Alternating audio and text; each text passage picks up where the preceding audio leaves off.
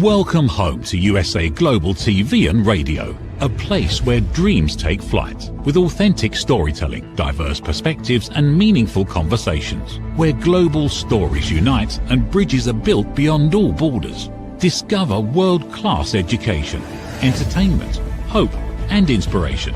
Together, we're building bridges worldwide. Subscribe to our channel, USA Global TV. Download our app, USA Global TV. Be our guest or join our team. Visit usaglobaltv.com. Thanks to our founder and executive producer, Dr. Jacalyn Kerbeck. Music score by Yeffy Tang from Cloud Road Music. Voiceover artist Mike Porter. Creative direction by Paul Garcia. USA Global TV and Radio. Your home for global connection. All rights reserved. This video and its contents are the exclusive property of USA Global TV and Radio. Unauthorized use, duplication or redistribution in any form is strictly prohibited. Have you ever thought how fun it was to be a baby boomer? Well, this is our subject today. I, Reverend Lydia Fougères, and my co-host, Dr. Jacalyn Kerbeck, are going to talk about being baby boomers and how fun it was. So I invite you to follow us on Dr. Jacalyn Kerbeck's channel on YouTube and on USA Global TV and Radio. So please subscribe and you will have thousands of shows. So the conversation starts now. So I introduce the wonderful Dr. Jacalyn Kerbeck. Hello, Reverend. I love this topic. It is definitely still fun to be a baby boomer. It is fun. It is absolutely, I love being a baby boomer. I am very happy with my age. And what do you think about growing up as a baby boomer? I don't know anything otherwise, but I do know that I've had a lot of fun in my life and I still have fun. I think it's a different kind of fun and I wouldn't want to be any other age either. It is kind of shocking one day when you say to yourself, wow, I'm 63, I'm that person. But when I think back to 40, in my 40s or even in my 30s, so many decisions that you have to make and so many mistakes that you make, and you get to be older and you deal with another set of issues. But I think we become very empowered, especially as women, when we are in our 50s and 60s and later, that we know what we want, we know how to get it, and we don't have to be dependent upon someone else. Yes. And I do think that being dependent on someone else is quite strange, because when I was married, in my second marriage, I was dependent on my second husband because I was very ill. But that was what I call dependent on someone else. But the dependence that we had was not on computers, was not on telephones, was not on those things. The only dependence we had was actually on our memory. We had to learn everything by heart. We had to go to the library. We had to look everything. Do you remember those little cards that we used to have to look at, to find the book? The Dewey Decimal System, and you had to go through these cards and pull one out and then go to the librarian. Yes, that was a great time. That was a great time. I was always at the library. And we were into sports. We were into a lot of sports. We did not watch TV. We were into a lot of sports. When it was not one sport, it was another sport. We were always doing sports. I grew up in a very small town, and living in that town, I was always in the woods or doing sports. What were you doing? I was playing tennis. I'm going back into the cobwebs of my mind. I was the co-captain of the tennis team, and I also played lacrosse very badly, I might add. I remember cradling and running down the field, and I had left the ball down at the other end. It was really bad. But we were not sitting and watching TV. We were with our friends. We were playing. We were studying. It was a very different world back then. Do you remember when the street lights, when the street lights were on, was time to get in the house? Time for dinner, time to come home. Absolutely. It seemed like there was a big distinction between then and now, where I see a lot of young people with their devices and they're sitting together, but they're not even communicating. Whereas we were outside playing, we were riding our bikes, or I remember going to the mall. We were allowed to go to the mall and walk around, and then we had to be somewhere at a certain time to be picked up. We were dropped off and picked up. Lots of fun memories. Lots of fun, lots of fun. We had motorbikes. We had a lot of things that they do not have now because they're on their phones. They are watching TV. But we had snowmobiles, and we were allowed to go to school with our snowmobile. We had a snowmobile parking lot in our school, at the English school, and it was so fun. And we would pick up the other kids, so we would give lifts, go back, get our friends, and then go back and go 3-4 times. It was really, really, really fun. And in the summer, we'd uh, we'd swim in the lake, not in the swimming pool. That was our life. What was your kind of life? I wasn't in the country per se, so it was different. I wasn't in a city and I wasn't in a country similar today, but in a different place. But it was really about being with the neighborhood kids. And my cousins lived on the same blocks. We would do a lot of things with them. And I just remember little cliques. You had cliques in high school, for example, and you had the jocks, and then you had the people who were really smart, and then you had the druggies. We had all these clique names that you probably can't use today. And you just found the group that you fit in with. I remember being in the high school play, lots of singing and dancing and drama. The National Honor Society, I remember the proms. They were always a disaster for me, but just completely different chapter in life. How about you? Did you have proms? We had proms. I went to a prom with my first prom. I was 13. I was invited to a prom by someone that was graduating in high school, and the prom was for me a real disaster because I said to him, if you want to have me at the prom, you have to invite my best friend also. But what happened is that there was a mean group of guys. They put ketchup on her. They put ketchup and mustard on her, and it was a real disaster. And I left the prom, and I regretted going to the prom, and I was so sad. But the prom was great. It was great for me, not for her. So I did regret my decision, and my prom was great. It was absolutely great. It was fun. It was a lot of fun. But we had school dances. Every single Friday, we had a school dance. That was cool. That was cool. So you grew up in Canada. Yes, I grew up in Canada, in northern Canada, and it was really a lot of fun. Northern Canada was different. It was not like Montreal. It was a very remote town, and we had a lot of activities for us to be out of trouble. We had a semi-Olympic swimming pool. We had skating rinks. We had everything that a really large town affords. But it was a mining company that actually was giving us all those commodities. So we had absolutely everything that a large city has, but for 4,000 people. We were very, very lucky. It sounds like you had some great experiences.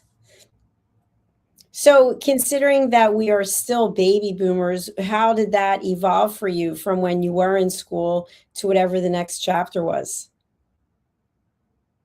Well, I learned to be cool. I had children, so the thing is that I had to move on with being cool. I had to learn the internet. I had to learn things like that. I had to learn to do emails. But I even took a computer course in 1984. I remember taking a computer course, and these huge computers, and it was decimals, 0000100. They called it C language. I had to take that course, and it was a disaster for me because I am not very good with computers. But I can get my way. It is difficult. It's not like you, that you have it easy. You really understand. I am like a dinosaur when it comes to computers, because my children were doing everything. Now that they're gone, I have to manage. So it's an advantage having children that do everything for you, but at the same time, it is a disadvantage. Absolutely. Well, I'll take your word for that. And I just want to share, I really was not great with computers. My father was outstanding with technology, and people would come to him, friends and neighbors, and they'd want his help with whatever it was on the computer. He was always a beta tester for some new software product that was coming out. And he also was really good with cable television. Some people couldn't get their cable fixed or hooked up, and my dad was really good with it. So I grew up watching him with all of his screens, that he was watching the stock market, and he had big screens and small screens, and he was really good with computers. And after he passed away, I don't know, I feel like that information just came to me somehow. And that's what I needed to know when I started this television network. But I also learned a lot from a person who was at a radio station in New York. His name is Chris, and he taught me a lot about computers and about broadcasting. So I really didn't have any experience. Well, it does not show, because the way you get around with the internet, it's amazing. You do those shows and you produce those shows, and it really is amazing to me. I really wonder if I will ever get there, because next week is going to be my last show. But during the time where I will be absent, I will be learning how to do the internet. I will be teaching myself and learning from others to be better at this work, because I really, I would say I suck at it. I think you're very good. You can't help it about the Wi-Fi. If your Wi-Fi goes out, there are certain products, certain equipment that you can get. I know for me, I've got 2 backups all the time because I am producing the content along with other producers. But if I don't have internet, then we can't stream. So your internet could be out, but we can still stream because I'm the one running the platform. So each person's internet is really individual, but there are ways that you can make sure that you have backups. So that's something that most people are not aware of. But it's always good to have, let's say, a hotspot on your phone, or depending on how far you are from the router, you can have a repeater, or you can have a mobile device that you take with you, that you get the Wi-Fi off the device. So there are ways to do it. So I wouldn't beat yourself up about it, because most people don't know about it either. Well, that is new for me, because the hotspot, I tried, I was not able to do it. And as a baby boomer, I thought to myself, well, this is the problem with baby boomers. We have trouble. But we know that there is 2 generations of baby boomers. There is a generation that's from 1946 to 1954. This is the generation 1 baby boomer. Then us, we are generation 2 baby boomers, 1955 to 1964. So we are generation 2 of baby boomers. We are nearly generation Z. We are at the end of the baby boomer era. We are pretty much baby boomer Z generation. We are in between 2 generations. So this is something that I feel helps us a lot because we get to know the best of both worlds, of Generation Z and the baby boomer generation. We get to adapt to both generations at the same time. The baby boomers, they are the ones that actually were known to be the ones that ate. They were high class. They were not available to people. They said that we were difficult. The baby boomers, they said we were difficult. But on the contrary, we are cool. We are absolutely cool. What do you think of this? We're Woo! cool. We are cool. I love that. Well, I think we're definitely young at heart. I think that if you think about the generation after us, which used to be called the traditionalists, I don't know if it's still called that or not, but I know plenty of people who are in their later 60s and even 70s and 80s who have a lot of energy. And so I think regardless of what the title is of what generation, we could be someone who's much younger and we have a much older mindset.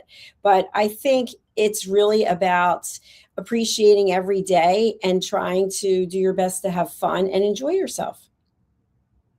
You're right about that because I am a person that actually I can wait. When we were young, we had to wait. We had to wait for the new vinyl. We had to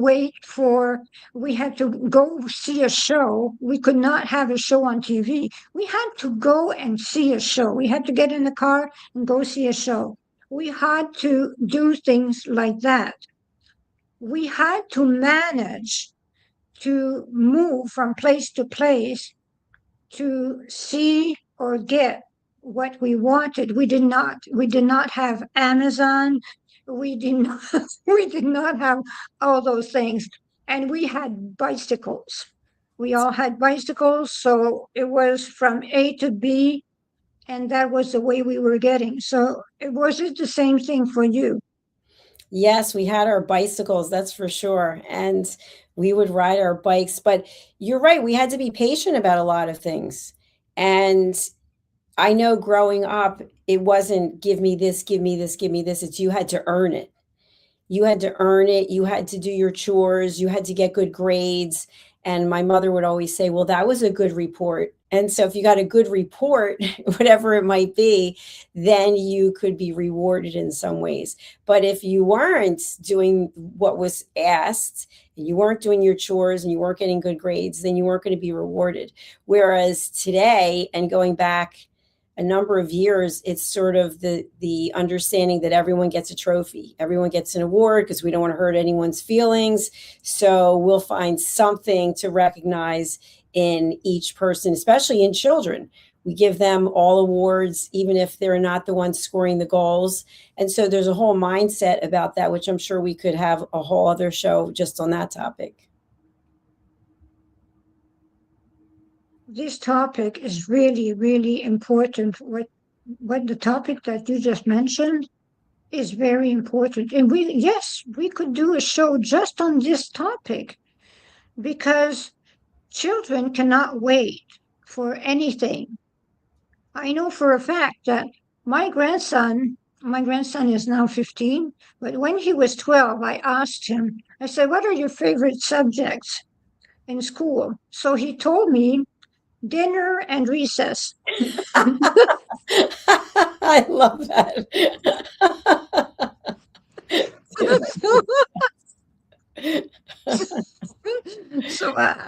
So I said, is there something else that you like? Oh, he said history and science. He says, I hate math. So he's got good grades. But that was funny. When he told me dinner and recess, I laughed so much. It is the way he presented it. But he's in a private school, and that school is so fun. They do many things, and they have summer camps, and it is a wonderful school where he goes. They have gymnastic programs. It is a very wonderful school. So, did you go to public school or private school? No, I went to public school. How about you? Me also. You Oh, too? yes, I went to public school. I was not a privileged kid. Yeah, no, I went to public school. But there's so many memories with just when you're talking, just some of the things that come up. And you know, at the time, whatever it is you're going through, especially with boys, it's like the worst thing in the world. My dad was always great to talk to about boys. My friends and I we literally pulled chairs around my dad, and we used to call it Rapping with Jack. And that's how I came up with the TV show named Rapping with Dr. Jacalyn. But we'd be like, oh, you know, I'd say dad, and they'd say, Mr. Kerbeck, he did this and he didn't call, and what should I do? And my dad would always say, don't chase after him, make him come after you, and don't give the milk away because he went with the cow, and all these things he used to come up with. And we would listen to what he said, and then of course we would go do our own thing anyway. But it just makes me laugh when I think back to it. Such good memories. That is very good memories. I know for a fact my brother did not want me to date. It took me a while. So I was only allowed to date his best friends. So if ever I wanted to date someone, I found that out. I was 42 years old. A guy told me, when we wanted to date you, your brother used to beat us up. Oh my gosh. So I said, that was the problem. I thought the problem was with me. No, they said, no, everyone was scared of your brother. See, I love that you brought that up, because many times we think there's something wrong with us and it has nothing to do with us. But especially, I don't know when it actually stops, because I'm sure it's the same thing for young men. But as young women, looking for that external validation. And I know when I was growing up, there was a lot of focus about what you look like and what size you were and how attractive you were. And I think that that does a lot of damage. It really does to your self-esteem and your personality. And I'm sure that young men go through something similar. And then you go through your life and you still feel that I wasn't good enough. I wasn't good enough. At least that's how I felt for a long time. And I'm just glad to be this age and say, you know what, I like who I am, and I'm glad that I'm still here, and I'm not going to spend my time thinking about what I could be or what I should be. I'm just going to accept what I am because I worked hard to get here. How about you? I was convinced that I was the ugly duck. And my aunt had told me about the story, the duck that became a swan. And because I was super convinced, my brother used to tell me, no, you're ugly. You're really ugly. But the thing is, he did not want me to date anyone. So he told me I was ugly. I wanted to work for an airplane company, for Air Canada. So he told me, they'll never hire you anyway, so you're too ugly. So I went to see my aunt, and she told me about the story about the ugly duck that became a swan. And she said, he loves you. That's the only, he says all those things because he loves you. But the fact is that it was true. He did not want me to go away. It was really the fact. He did not want me anywhere far from him. Everyone thought we were twins. So it was really the way it was. And I wore glasses. Do you remember how terrible it was for people who wore glasses?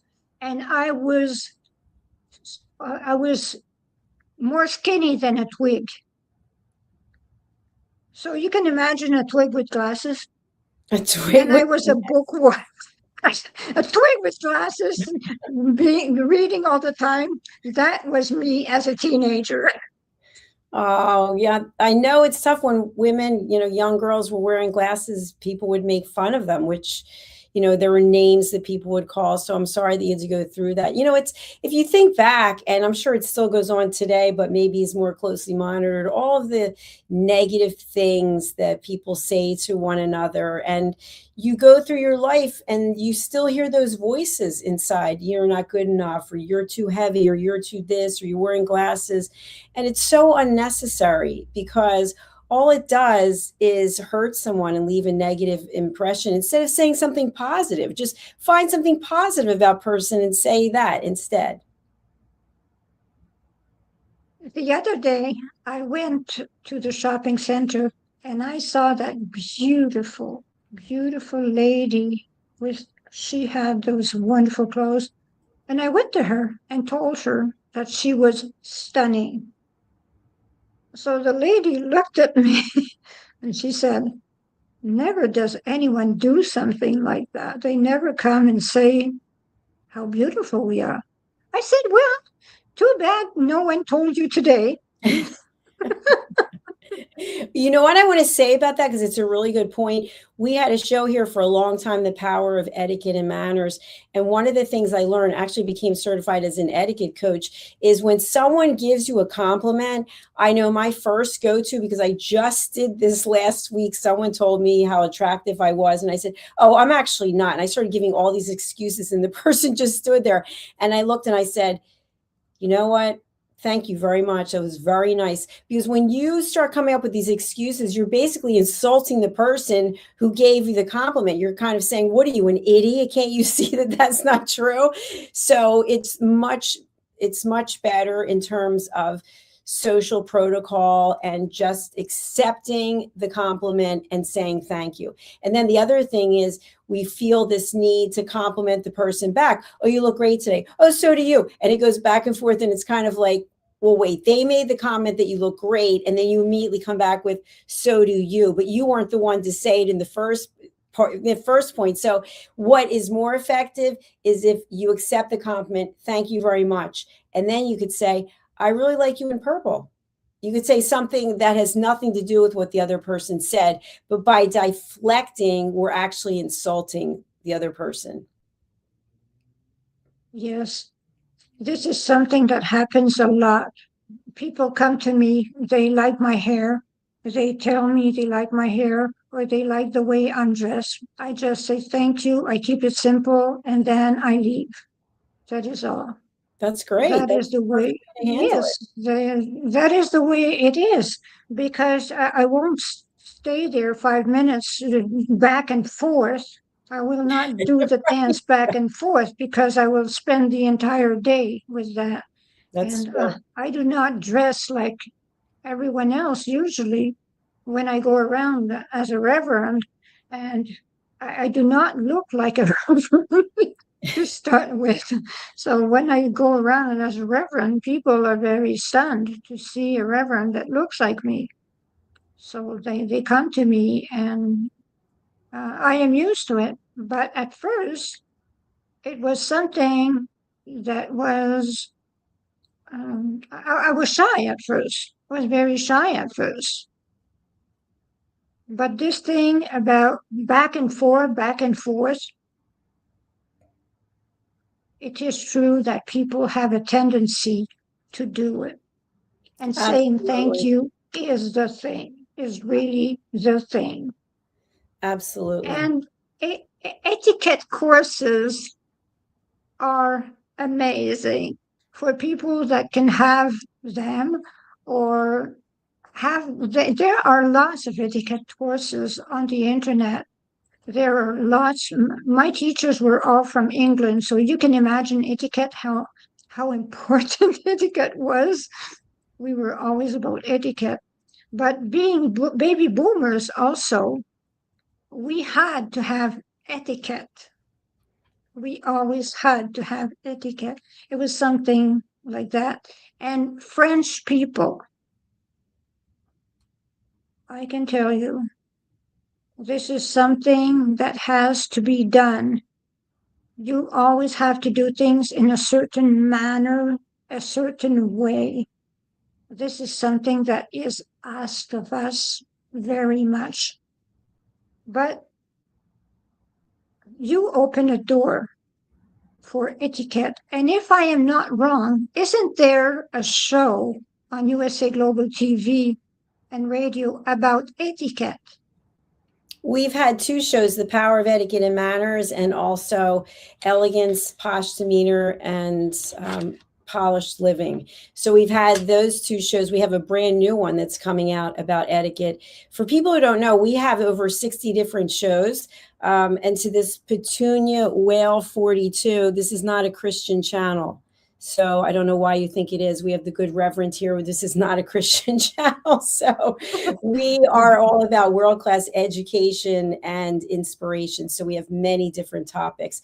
But etiquette is so important. I think it's one of what was referred to as soft skills. And it's much more than some of just the habits that we might think about: opening the door, the chair, standing up when someone walks into the room. It's also having emotional intelligence. And that's what I think is so interesting, like that comment that the person made. People don't actually think about what they're stating or what they're putting out there. They just look at everything from their own perspective. And when you look at the bigger picture, it's what I always say is, before you speak, there are 3 questions to ask yourself. And before you post, before you type: is it kind? Is it necessary? And is it true? So if it's not those 3 things, and the third one being true, meaning if there's a third person, a third neutral party that could validate that it's true, not your version of the truth.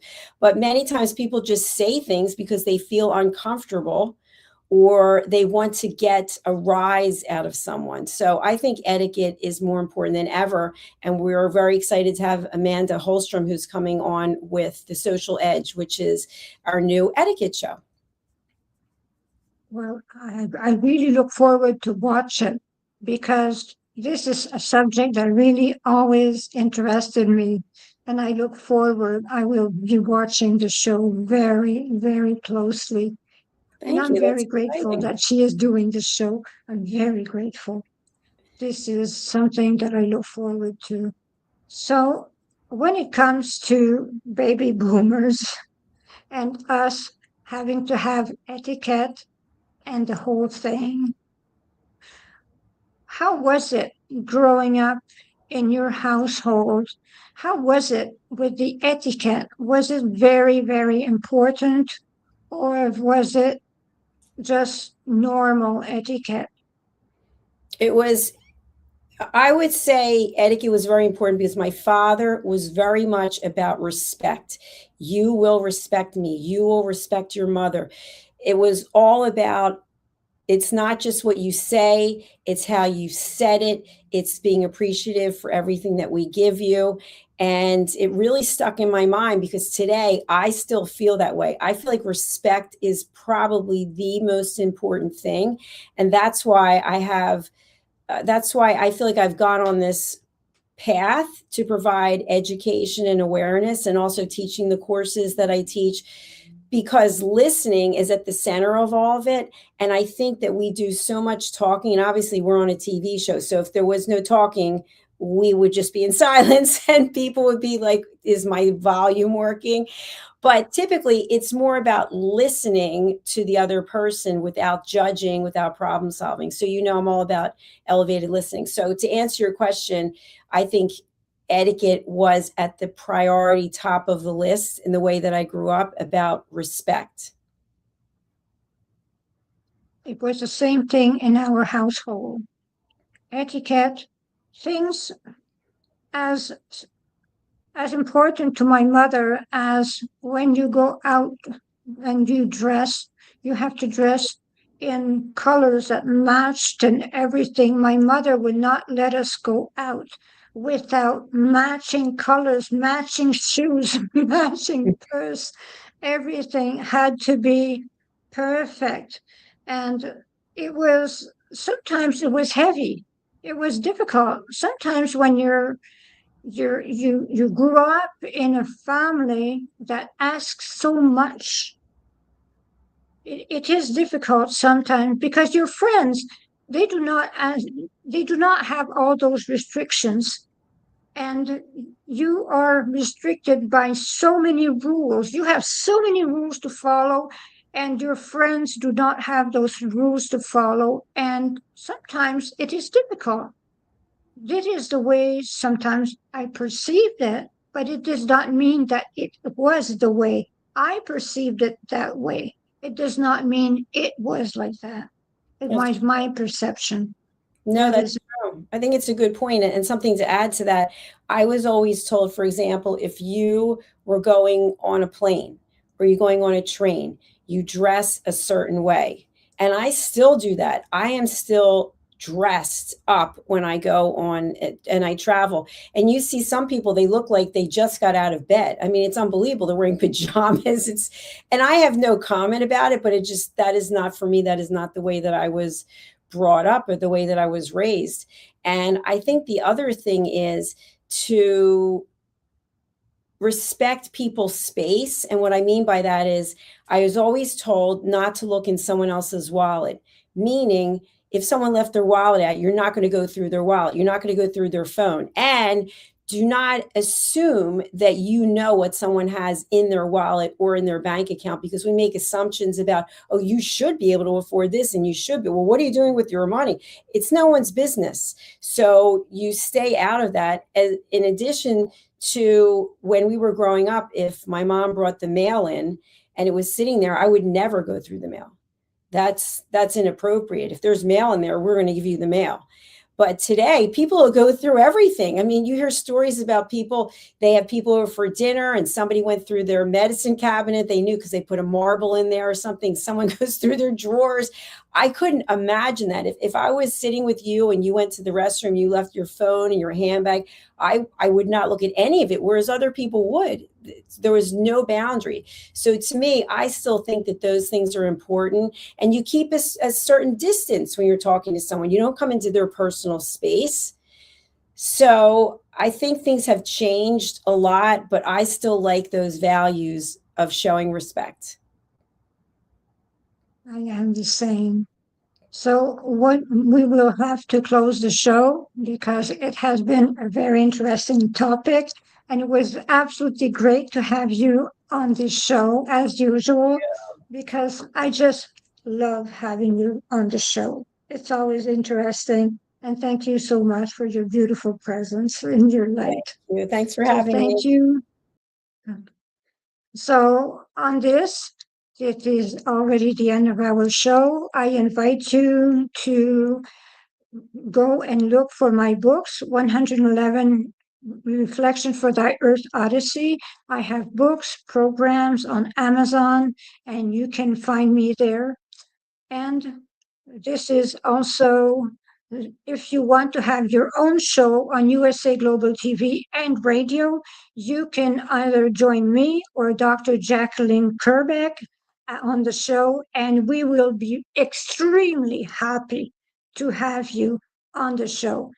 Be your own star and shine. Thank you. Hey, you. Psst. Yes, you. Watching this right now. Are you creating content, a blog, a podcast, a newsletter, going live on Instagram or TikTok, and still not seeing real visibility or growth? Here's why. Anyone can post, anyone can go live, but not everyone is positioned to be taken seriously. Right now, people are going to YouTube to search for experts, for answers, for credibility. So while you're putting in the work, someone else is being seen as the authority. Not because they know more, because they're positioned better. Now imagine this. Your own professionally produced TV show, marketed, distributed, optimized with SEO so people can actually find you. Not just seen, but searchable, discoverable, positioned. You're trained, you're coached, you're guided. No experience necessary, but you do have to be coachable, because this is about stepping into a higher level. This isn't about doing more, it's about doing it right. We've already built the platform, 2 YouTube channels, a global audience, a Silver Creator Award. So the question is, how much longer are you going to rely on temporary visibility when you could be building real authority? If you're ready to be seen differently, go to usaglobaltv.com and apply to host your own show. This is for individuals who are serious about investing in their visibility, their credibility, and their growth. If that's you, we're ready. USA Global TV and Radio, where your voice becomes your platform. Executive producer, Dr. Jacalyn Kerbeck. Videographer, Paul Garcia. Voiceover, Ed Vargas. All rights reserved. This production is the exclusive property of the USA Global TV and Radio and may not be reproduced, distributed, or used without written permission. USA Global TV and Radio proudly presents Tracy Cram Perkins, a dementia caregiving survivor teaching how to balance care with peace of mind. #1 resource for dementia caregivers. It's the book Dementia Home Care: How to Prepare Before, During, and After. Over 17,000 copies sold of this must-have guide. And now a testimonial from Tracy Smith. If I was to describe this book to someone who is going through a similar situation, I would underscore how important it is to have some sort of a tool or a guidebook to help you through certain stages. And there's so many, it's such an unknown topic to the average person. And to have this as a reference is essential. It's going to help you get through it personally, as well as help your loved one manage. To learn more, go to tracycramperkins.com.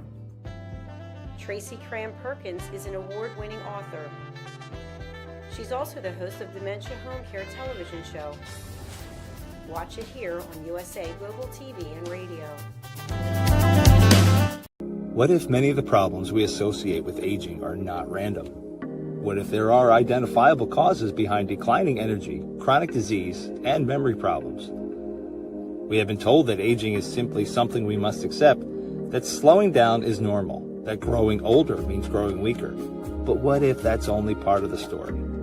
Why do some people remain active and engaged well into their later years? Why do others struggle with disease, fatigue, and declining health? What is happening beneath the surface? What processes drive aging?